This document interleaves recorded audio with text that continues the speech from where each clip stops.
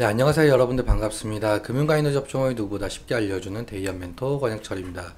오늘 코리안리라는 기업 리뷰해 보도록 할 텐데요. 코리안리는 여러분들도 아시다시피 보험사죠.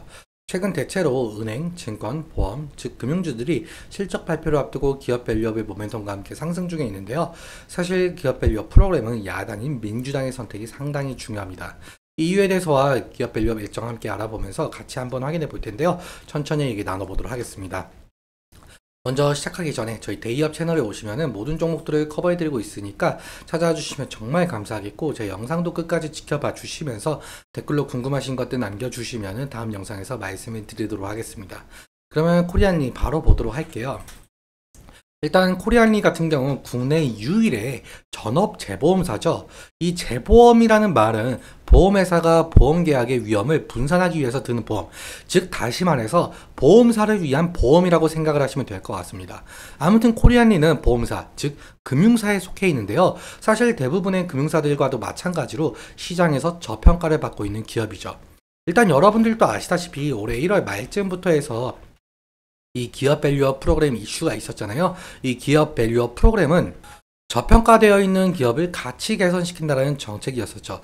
주요 내용 좀 짤막하게 살펴보자면, 상장사의 주요 투자 지표를 활용해서 시가총액 및 업종별로 비교 공시를 하고, 그리고 상장사들에게 기업가치 개선 계획을 공표하도록 권고하고, 기업가치 개선 우수기업 등으로 구성된 지수개발 및 상장지수 펀드를 도입하겠다는 내용이었습니다.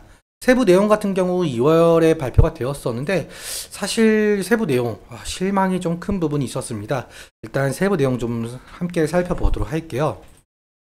구체적 방안이 2월 26일에 발표가 되었었는데, 이때 1차 세미나를 열면서 금융위원회는 기업 밸류업 지원 방안, 즉 한국 증시 저평가 해소를 위해서 7월부터 상장사들에게 기업가치 재고 계획을 스스로 공시하도록 하겠다라고 밝혔었고, 다음 달인 5월에 2차 세미나를 열면서 6월 중으로 가이드라인을 최종 확정시키겠다라고 말을 했었죠. 공개된 방안에 따르면 약 1600개에 달하고 있는 전체 코스피, 코스닥 상장사들은 기업가치 재고 계획을 스스로 수립하고, 그리고 연 1회 자율 공시하도록 하게끔 만들겠다라는 건데요. 기업가치 개선 계획에는 총 6단계로 진행이 된다라고 한답니다. 먼저 현황 진단, 그리고 목표 설정, 계획 수립, 이행, 평가, 소통, 이 6단계에 대한 내용이 담겨져 있었어요. 그리고 매년 우수기업들에게 표창까지 준다라고 하는데요. 그런데 사실 기업들 공시는 하반기부터 시작이 되고, 그리고 3분기에 밸류업 지수 개발이 완료가 되고, 그리고 공시 인센티브 같은 경우 내년부터라는 내용들 때문에 실제 시행 시기까지는 너무 기나긴 시간이 걸린다라는 평가를 받으면서 기업 밸류업이 기대에 미치지 못한다라는 말까지 나왔었죠. 그래서 기업 밸류업으로 상승했었던 저평가 종목들이 실망 매물을 좀 상당히 뱉어냈었는데요. 그런데 며칠 전에 최상무 기재부 장관께서 워싱턴 기자 간담회에서 말씀을 주신 게 있었는데, 코리아 디스카운트 해소를 하기 위해서는 밸류업이 변함없이 추진이 되어야 된다라고 밝히면서 현재 저평가 종목들이 어느 정도 상승을 좀 보여주고 있었죠. 그리고 이 기사가 나오고 난 이후에 하반기 기업 밸류업 자율 공시를 하반기에서 5월로 앞당긴다라고 하면서 기업 밸류업 정책에 좀 속도를 내고 있는 상황으로 보이고 있습니다.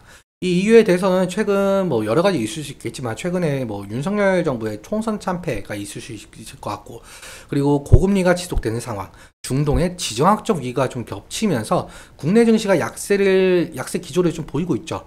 그래서 정부에서는 이 기업 밸류업에 대한 속도를 내면서 증시 안정화를 시키려고 하는 것 같습니다. 그런데 사실상 이 기업 밸류업 정책은 이 정부의 정책만으로는 할 수가 없거든요. 사실 야당인 민주당의 선택이 상당히 중요합니다. 이 이유에 대해서 좀 말씀을 드려보자면, 야당인 민주당 측에서는 이 정부의 기업 밸류업 프로그램을 좀 반대하는 입장은 아니었으나, 민주당은 소액주주 권익 보호를 위한 정책, 즉 기업들의 이익과 반대되는 상당한 내용을 가진 정책을 공약한 바가 있었죠.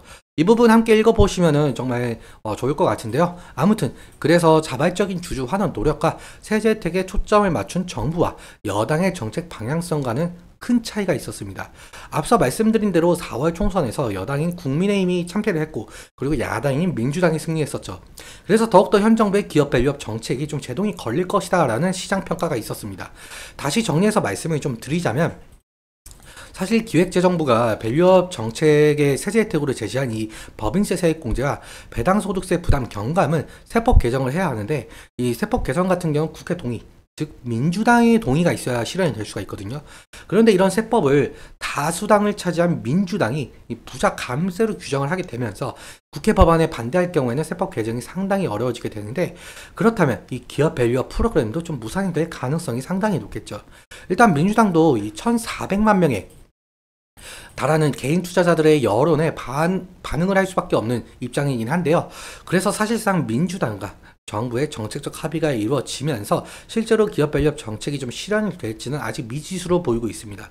그래서 이 기업 밸류업 프로그램 같은 경우는 지속적으로 체크하면서 대응을 해야 될 이슈로 보이고 있어요. 그런데 오늘 뉴스가 나온 게 있더라고요. 윤석열 대통령께서 이재명과 좀 29일에 회담을 열린다라고 하는데, 이 부분에서 좀 기업 밸류업 프로그램에 대한 이슈도 함께 나오지 않을까. 그래서 29일 어떤 뉴스가 나올지 좀 지켜봐야 될 부분인 것 같습니다. 그러면 일단 차트 보면서 마무리 설명 짓도록 할게요.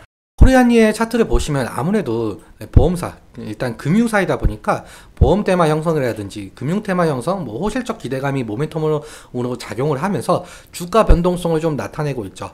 최근에 2월 달부터 시작한 이 기업 밸류업 이슈로 인해서 좀 상당한 주가 변동성을 좀 나타내고 있는데, 최근에 앞서 말씀드렸다시피 그 기대에 미치지 못한다라는 평가 때문에 어느 정도 실망 매물을 좀 쏟아낸 것을 보실 수가 있겠습니다.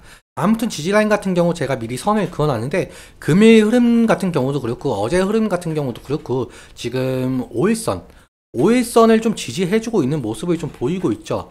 지금 과거 차트를 좀 보시자면 이 부분에서 좀 지지가 일어나면서 상승을 한 모습을 보실 수가 있어요. 그래서 이 부분에서 좀 지지가 일어나면서 다시금 상승할 가능성이 있지 않을까. 그렇다면 1분기 양호한 실적 전망을 바탕으로 확실하게 이 부분 지지해주면서 상승을 하게 된다면 상당한 상승의 모습이 좀 나타날 수 있을 것 같은데, 하지만 1분기 실적이 안 좋게 나오거나 이 기업 밸류업 프로그램 정책이 좀 무산이 된다라고 한다면 실망 매물을 또 쏟아낼 가능성이 또 있겠죠. 그러면은 지지라인 이탈될 가능성도 있으니까 지지라인 이탈 시에는 리스크적인 관리가 필요할 수 있을 것 같습니다. 그리고 사실상 기업 밸류업 정책, 그 야당의 반대를 무릅쓰고 좀 시행이 될지는 모르겠지만, 만약에 정확하게 실행이 된다라고 한다면 현재 저평가를 받고 있는 금융, 즉 증권, 은행, 보험이 테마를 형성하면서 지속적인 상승을 일으킬지 좀 지켜봐야 될 부분인 것 같습니다. 그렇다면 이 상승 시에 어떻게 대응을 해야 될 것인가? 사실상 코리안리 같은 경우 2022년도부터 2023년도까지 좀 하락 기조세를 많이 보였었죠. 그래서 상승 시마다 차익 실현 매물이 상당 부분 나올 가능성과 그리고 원금 보존 매물이 나올 가능성이 있을 수 있을 것 같습니다. 그래서 수급 체크도 한번 살펴봐야 되는데요. 코리안리 수급을 함께 보시자면은 지금 한 달 사이에 외국인이 상당 부분 매수하고 있는 것을 보실 수가 있죠. 그리고 기관이 개인이 매도세를 보이고 있는데요. 그런데 최근 들어서 기관에서 매수세가 좀 들어오고 있는 것을 좀 보실 수가 있습니다.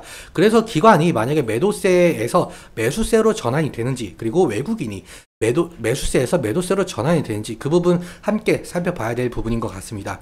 오늘은 여기까지 말씀을 드리면서 오늘 내용 여러분들께 도움이 되셨다면 구독과 좋아요 부탁드리고, 그리고 말씀드린 내용과 차트적인 부분에 대해서 이제 개인적인 견해가 있을 수밖에 없기 때문에 여러분들의 주관적인 견해와 함께 투자를 하여 현명한 선택하셨으면 좋겠습니다. 오늘도 시청해주셔서 너무 감사하고 지금까지 멘토 권혁철이었습니다. 감사합니다.